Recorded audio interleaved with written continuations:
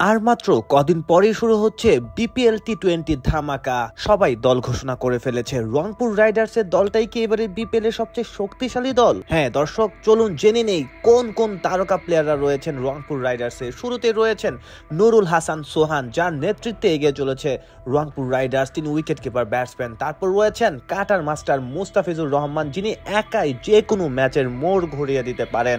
তারপর রয়েছেন the experience man, Bangladesh জাতীয় দলের ক্যাপ্টেন লিটন কুমার দাস, যিনি টানা 5টি সিরিজে জয়লাভ করেছেন অ্যাজ এ ক্যাপ্টেন। তারপর রয়েছেন আরেক নির্ভরযোগ্য ব্যাটসম্যান তাওহিদ হৃদয়, তিনি মিডল অর্ডারে ব্যাটিং করবেন, আর তিনি কি করতে পারেন সেটা তো পুরো দেশেরই জানা রয়েছে।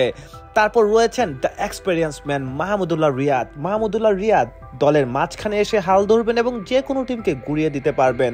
তারপর রয়েছেন young sensation bowler Nahid Rana, যার বাউন্স এবং গতিতে পরাস্ত হয় ব্যাটসম্যানরা। তারপর রয়েছেন লেফট হ্যান্ড বোলার অর্থাৎ স্পিন বোলার রাকিবুল হাসান, যার ঘূর্ণিতে সবাই কুপকাত হয়। রয়েছেন আরেক রহস্যময় বোলার আলিস আল ইসলাম, তার রহস্যময় ক্যারাম বোলিংয়ে সবাই কিন্তু বিভ্রান্ত হয়। রয়েছেন left hand medium pace bowler Mrityunjoy Chowdhury.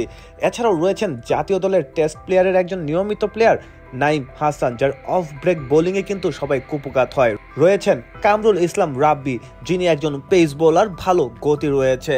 এছাড়াও আরও প্রতিভাবান প্লেয়াররা কিন্তু রয়েছে। তো দর্শক, কেমন মনে হয়েছে রংপুর রাইডার্সের টিম? কমেন্ট করে জানিয়ে দিন।